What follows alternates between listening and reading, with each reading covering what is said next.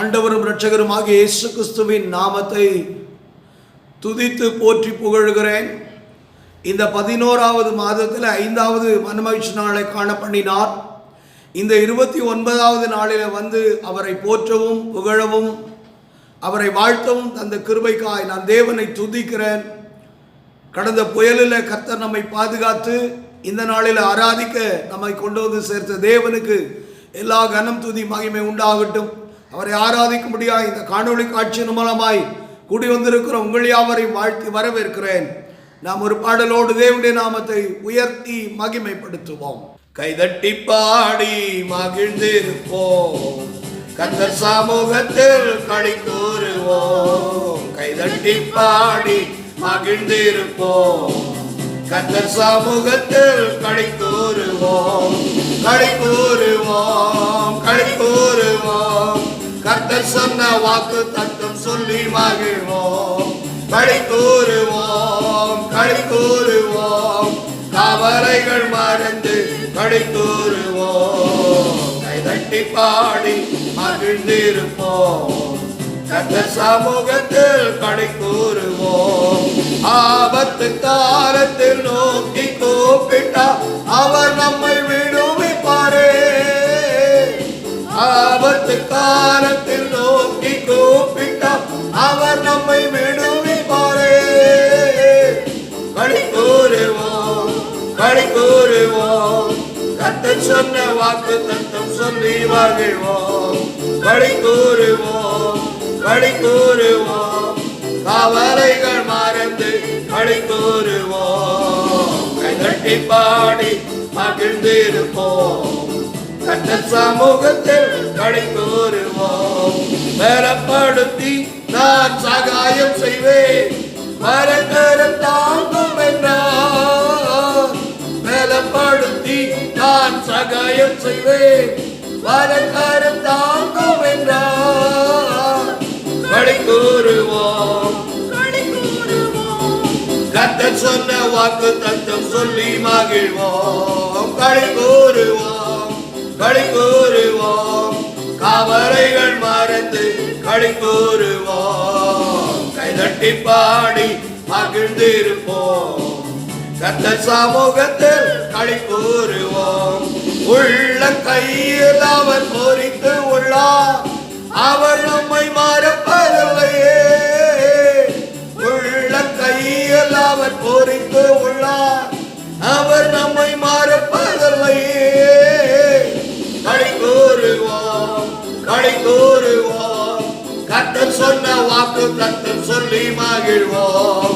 களி கூறுவோம், களி கூறுவோம், கவலைகள் மறந்து களி கூறுவோம். கைதட்டி பாடி மகிழ்ந்திருப்போம், கர்த்தர் சமூகத்தில் களி கூறுவோம். தேவனி மட்டுமாய் நமக்கு செய்த எல்லா உபகார நன்மைகளுக்கு நன்றி செலுத்தி அவரை ஆராதிக்கும்படியாய் ஆராதிப்பேன், நான் ஆராதிப்பேன். ஆண்டவர் இயேசுவை ஆராதிப்பேன். வல்லவரே உம்மை ஆராதிப்பேன், நல்லவரே உம்மை ஆராதிப்பேன் என்று ஆராதிப்போம். ஆராதிப்பேன், நான் ஆராதிப்பேன், ஆண்டவரே இயேசுவை ஆராதிப்பேன்.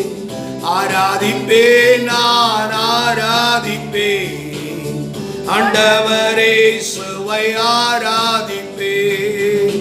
வல்லவரே உம்மை ஆராதிப்பேன், நல்லவரே உம்மை ஆராதிப்பேன். வல்லவரே உம்மை ஆராதிப்பேன், நல்லவரே உம்மை ஆராதிப்பேன்.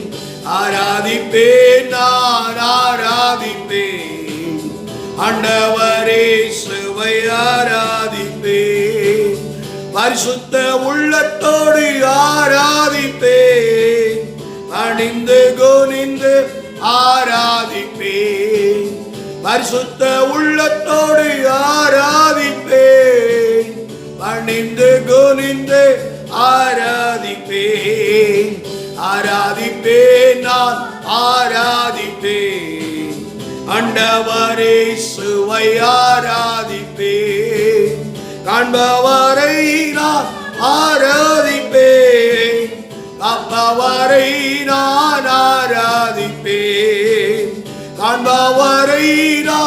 ஆராதிப்பேன், அப்பவரை நான் ஆராதிப்பேன், ஆராதிப்பேன், நான் ஆராதிப்பேன், ஆண்டவரே சுவை ஆராதிப்பேன், காண்பவரே உம்மை ஆராதிப்பேன், இம்மட்டும் காத்தவரே உம்மை ஆராதிப்பேன். கடும் புயலானாலும் பெருமழையானாலும் எங்களை கண்டு காத்தவரே உம்மை ஆராதிக்கிறோம். ஓ ரகமா ஷேகல மனாதர பஷ்யனோ கலமனமா, தத்தளித்து தவித்து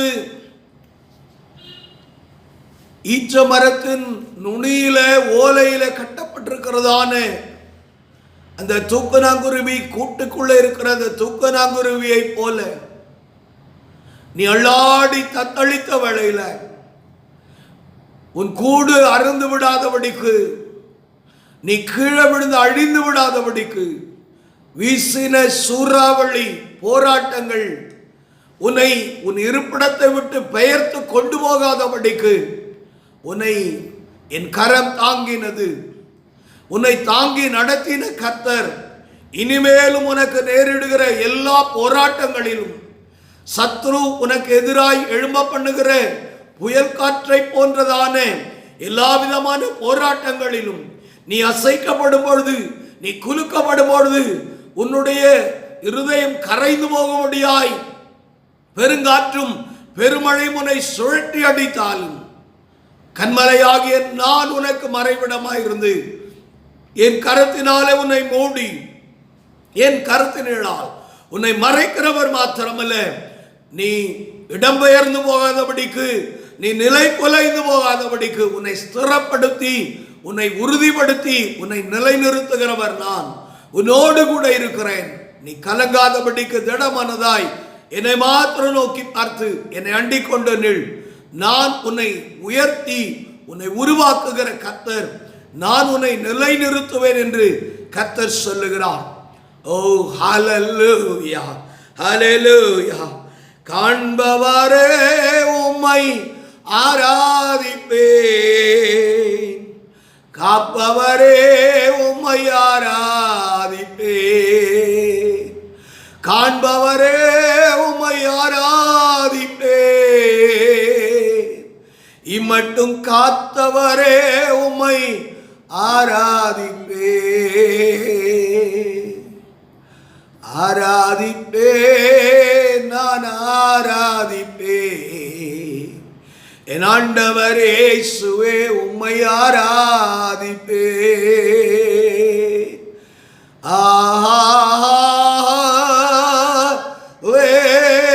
ஹல்லேலூயா,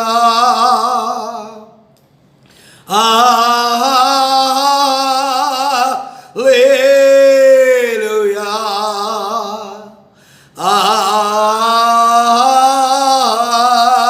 ஹல்லேலூயா, ஆமென். இரட்சகர் மீட்பெருமாகிய இயேசு கிறிஸ்துவின் நாமத்தில் நல்ல பிதாவே, ஆமென். இந்த 5வது மனமகிழ்ச்சி நாளின் ஆராதனையிலே நம்மோடு கூட தேவன் இடைப்படும்படியாய் தேவன் எனக்கு என் சிந்தையில கொண்டு வந்த வசனம், நீங்கள் முழுமையாய் யாத்திராகமம் 32, 33, 34 அதிகாரங்களை வாசித்து மனதில் வைத்துக்கொண்டு இந்த செய்தியை கேட்கும்படியாய் உங்களை அன்பாய் கேட்கிறேன். நான் ஆதாரமாக எடுத்துக்கொள்கிற வசனம் யாத்திராகமத்தின் புஸ்தகம் 32ஆம் அதிகாரத்தின் முதல் வசனம்.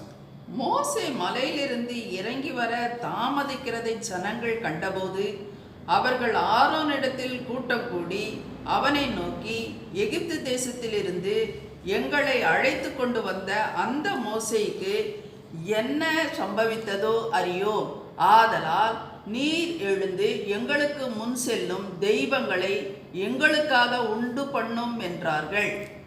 இந்த வாக்கியம் வாசிக்கும் போது இன்றைய சபை, இன்றைய ஊழியர்களின் நிலவரம் இதில் நன்றாய் விளங்குகிறது. இதில் 2 விதமான விசுவாச கூட்டம், 2 விதமான ஊழியக்கார கூட்டம், மொத்தத்தில் 4 விதமான கூட்டம். 2 கூட்டத்தார் ஊழியம் செய்கிற கூட்டம் ஒன்று உண்டு, மற்றொன்று விசுவாச கூட்டம். இன்றைக்கு எல்லா சபைகளிலும் காணப்படுகிற நிலவரம் இது.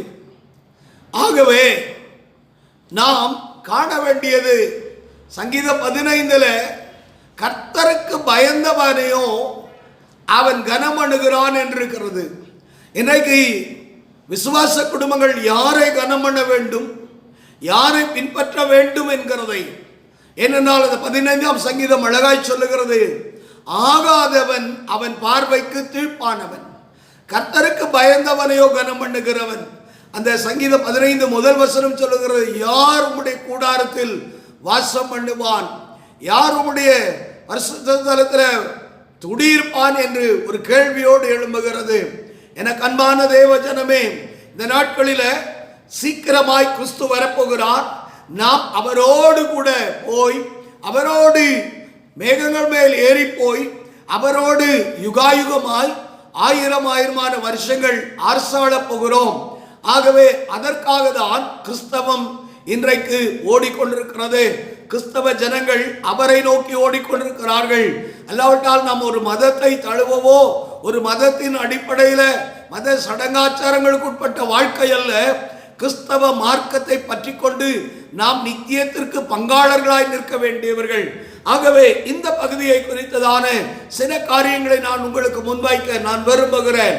மோசே, ஆரோன். மோசே தேவனால் அழைக்கப்பட்டு தேவனோடு உறவாடுகிற மனுஷன். தேவன் நமது இருதயத்தில் உள்ளதை, அல்லாவிட்டால் சபைக்கு செய்ய வேண்டியதை மோசே இடத்துல வெளிப்படுத்துகிறார். ஆரோனோ மோசே இடத்திலிருந்து வாங்கி ஜனங்களுக்கு கொடுக்கிறவன். இந்த வேறுபாடை நான் பார்க்கும்போது, மோசே தேவனுக்கு மத்தியில் அவன் நிற்கிறவன், தேவனோடு மாத்திரம் நின்று ஜனங்களுக்காய் பரிந்து பேசி வார்த்தைகளை பெற்றுக் கொள்ளுகிறவன், ராஜாவுக்கு முன்பாக நிற்கிறவன். ஆரோனோ மோசையோடு பேசுகிறவன். தேவன் மோசே இடத்துல சொன்ன வார்த்தையை கேட்டு அவன் ஜனங்களுக்கு மத்தியில கொண்டு போகிறவன். மனுஷனுக்கும் மனுஷர்களுக்கும் மத்தியில அவன் நின்றவன் ஆரோன். மோசே ஜனங்களுக்காக தேவ சமூகத்தில் எப்பொழுதும் நிற்கிறவன். ஆக இன்றைக்கு நாம் தெரிந்து கொள்ள வேண்டிய கூட்டம், தேவ ஜனங்களுக்காய் தேவ சமூகத்தில் நிற்கிற ஊழியக்காரனை இனம் கண்டு கொண்டு அந்த ஊழியக்காரனை பின்பற்றி அந்த ஊழியக்காரனோடு கூட நின்று நாம் கடந்து வருவோமானால் இந்த விசுவாச ஓட்டம் நிலைத்திருக்கும். காரணம், இங்கே நாம் பார்க்கும் பொழுது அங்கே 6ஆம் வசனம் சொல்லுகிறது, மறுநாள் அவர்கள் அதிகாலையில் எழுந்து சர்வாக தகன பலிகளை இட்டு சமாதான பலிகளை செலுத்தினார்கள். பின்பு ஜனங்கள் புசிக்கவும் குடிக்கவும் உட்கார்ந்து விளையாடவும் எழுந்தார்கள். இந்த வசனத்தை வாசிக்கும் பொழுது இடையில் உள்ள காரியங்களை நீங்கள் வாசித்துக் கொள்ள நான் சொன்னேன். ஜனங்கள் மோசே இடத்துல, அங்கே ஆரோனிடத்தில் சொல்லுகிறார்கள், மலையில் ஏறி போன மோசேக்கு என்ன சம்பவித்ததோ தெரியாது, தாமதமானதுனால. மோசே தேவ சமூகத்தில் 40 நாள் புசியாமல் குடியாமல் தேவ பிரசன்னத்துக்குள் இருக்கிறான். ஜனங்களுக்கான வார்த்தைகளை பெற்றுக்கொண்டு வர, பிரமாணங்களை பெற்றுக்கொண்டு வர, நியாய பிரமாணத்தை பெற்றுக்கொள்ள, கட்டளைகளை பெற்றுக்கொள்ளும்படியாய் தேவ சமூகத்திலே மோசே நிற்கிறார். ஆரோனோ ஜனங்கள் நடுவில் நிற்கிறான். மோசே தேவனோடு வாசம் பண்ணுகிறான், ஆரோன் ஜனங்களோடு வாசம் பண்ணி கொண்டிருக்கிறான். இப்பொழுது மோசே வர தாமதித்த பொழுது ஜனங்கள் காத்திருக்க அவர்கள் மனதில்லாதவர்களாய், இன்றைக்கும் கூட தேவாதி தேவன் வரப்போகிறார், அவர் சீக்கிரம் வருகிறார், அவர் சீக்கிரம் வரப்போகிறார் என்று எச்சரிப்பான காரியங்கள் நமக்கு எழுதி கொடுக்கப்பட்டிருக்கிறது. ஆனால் சபை அவருடைய வருகைக்கு தாமதித்துக் கொண்டிருக்கிறதுனால இன்றைக்கு மனுஷீகமாய் மனுஷரை பிரியப்படுத்துகிற ஆராதனை செய்கிற ஊழியர்களின் பின்னால் ஓடி அந்த ஜனங்களை பற்றி கொண்டு, அந்த ஊழியர்களை பற்றி கொண்டு, அவர்களுடைய ஆலோசனையின்படி தங்களுக்கு தெய்வங்களை உண்டு பண்ணிக்கொண்டு ஆராதிக்கிறதையும் அங்கே 6ஆம் வசனம் சொல்லுகிறது, அங்கே ஒரு விக்கிரகத்தை உண்டு பண்ணி வைத்து மறுநாள் காலையில அதிகாலையில் எழுந்து அதற்கு முன்பாக பலிபீடத்தை கட்டி அதற்கு முன்பாக அவர்கள் பலி செலுத்தி அவர்கள் புசித்து அவர்கள் கழித்து மகிழ்ந்தார்கள் என்று சொல்லி பார்க்கிறோம். எனக்கு அன்பான தேவஜனமே, ஆரோனும் அவர்கள் நடுவில் இருந்தான். அவர்கள் புசித்து குடித்து அவர்கள் கொண்டாடுகிறதை பார்க்கிறோம். பின்னால நீங்க பாத்தீங்கன்னா அங்கே மோசே வந்து கேட்கும்போது ஜனங்கள் கேட்டார்கள், நான் உண்டு பண்ணினேன் என்று சொல்லுகிறான். பழி மொத்தம் ஜனங்கள் மேல வருகிறது. எனக்கு அருமையான தேவ ஜனமே, இன்றைக்கு நம்மை மீட்டெடுத்த தேவன் நமக்கு நடத்தும்படியாய் தம்மோடு கூட ஐக்கியமுள்ள ஊழியக்காரர்களை கொடுத்திருக்கிறார். நாமோ இன்னைக்கு அந்த ஊழியக்காரர்களை பற்றி கொள்கிறதை விட்டுவிட்டு ஜனங்களை பிரியப்படுத்துகிற ஆராதனையும் ஜனங்களுடைய ஆலோசனைக்கு இசைந்து போகிற ஊழியக்காரனை பற்றி கொண்டோமானால் மகிழ்ச்சி உண்டு, களிப்புண்டு, கம்பீரம் உண்டு, ஆட்டம் உண்டு, பாட்டம் உண்டு. ஆனால் தேவ பிரசன்னம் இல்லை. எனக்கு அன்பான தேவ ஜனமே, இங்கே நான் வாசிக்கும் பொழுது அங்கே 25ஆம் வசனத்துல ஜனங்கள் தங்கள் பகைஞருக்குள்ளே அவமானப்படத்தக்கதாக ஆரோன் அவர்களை நிர்வாணமாக்கியிருந்தான். அவர்கள் நிர்வாணமாய் இருப்பதை மோசே கண்டு, ஜனங்கள் நிர்வாணமாய் இருக்கிறதை மோசே கண்டான் என்று சொல்கிறது.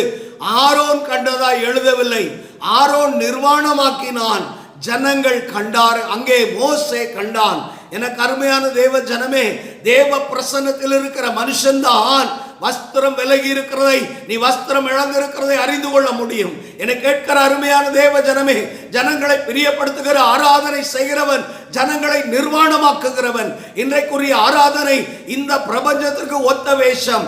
ரோமர் 12ஆம் அதிகாரத்தில் எழுதுகிறார், நீங்கள் இந்த பிரபஞ்சத்திற்கு ஒத்த வேஷம் தெரியாமல் தேவனுடைய நன்மையும் பிரியமும் பரிபூர்ண சித்தம் இன்னதென்று பகுத்தறியத்தக்கதாக உங்கள் மனம் புதிதாகிறதுனாலே மறுரூபமாகுங்கள் என்று எழுதுகிறார்.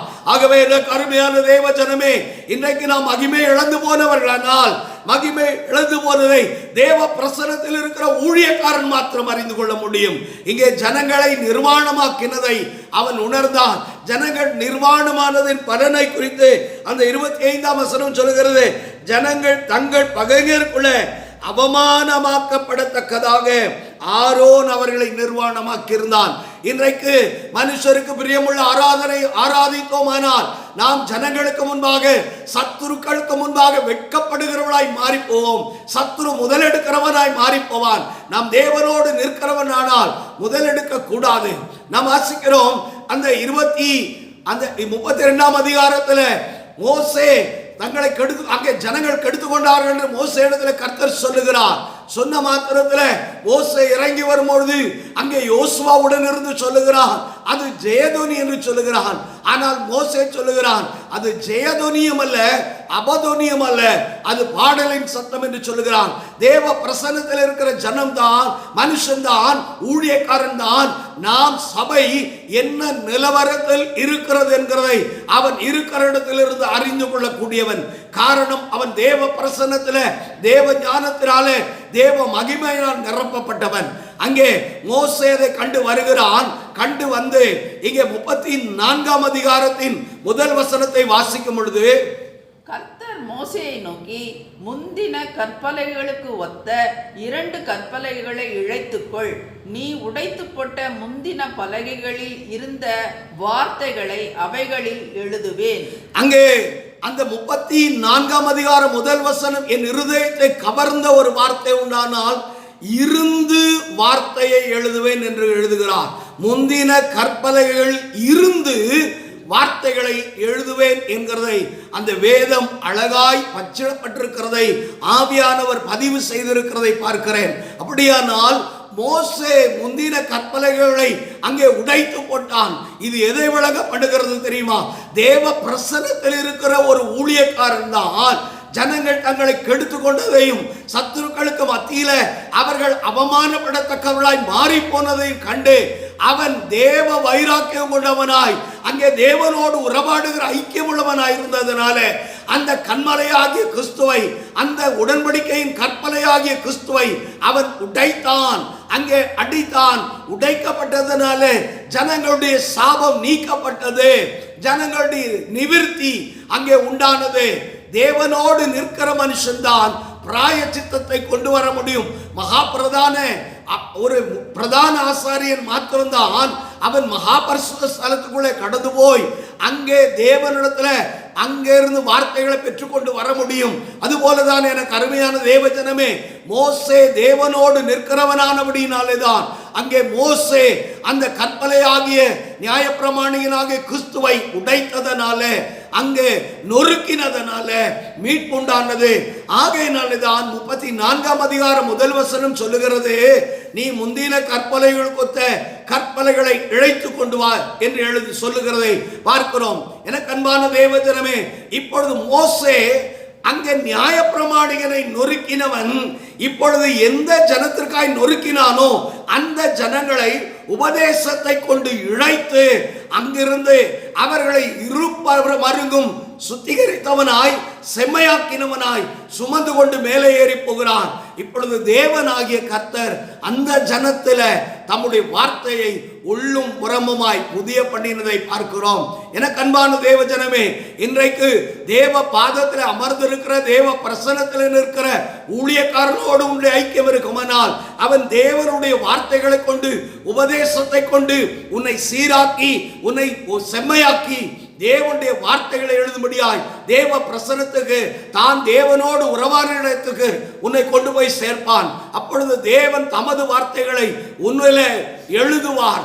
இப்பொழுது உன்னை காண்கிறவர்கள் அவருடைய வார்த்தையை காண்பார்கள், அவருடைய மகிமையை காண்பார்கள். என கேட்கிற அருமையான தேவ ஜனமே, இன்றைக்கு தேவனுடைய வார்த்தை நம்மள பதிக்கப்படும்படியாய், தேவனுடைய வார்த்தை நம்மளை வழங்கும்படியாய் நம்முடைய ஜீவியம் மாற வேண்டுமானால் தேவனுடைய பிரசன்னத்தில் நிற்கிற ஊழியக்காரனை அண்டிக் கொள்வோம். பிரியமுள்ள ஆராதனை செய்கிற மனுஷருக்கு பிரியமுள்ள ஆராதனை செய்கிற காரியங்களை விட்டு விலகுவோம். தேவனுக்காய் வைராக்கியம் பாராட்டுவோம். தேவன் நம்மை ஆசீர்வதித்து காக்க வல்லவராயிருக்கிறார். ஜெபிப்போம்.